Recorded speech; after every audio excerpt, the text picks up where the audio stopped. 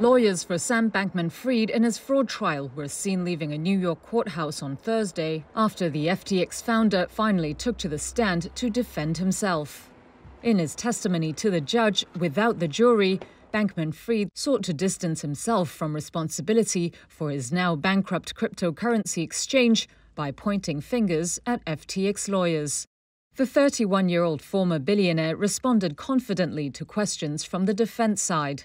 Bankman-Fried said FTX's lawyers were involved in crafting its document retention policies and setting up a system under which the company's customers deposited their funds into an account at his hedge fund, Alameda. He said they also took part in crafting loans that he and other executives took from Alameda. But on cross-examination by prosecutors, he often struggled to point to specific conversations in which lawyers approved his actions.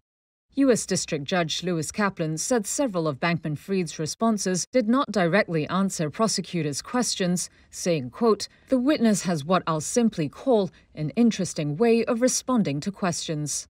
Kaplan had ordered Bankman-Fried to give testimony without jurors present so he could determine which portions of it, if any, would be admissible as evidence. Prosecutors have said Bankman-Fried should not be allowed to suggest that the lawyer's involvement in decision-making showed that he lacked criminal intent. Bankman-Fried is accused of stealing billions of dollars from customers. He has insisted he acted in good faith while running FTX and has pleaded not guilty to 7 charges of fraud and conspiracy. Bankman-Fried is expected to testify to the jury on Friday.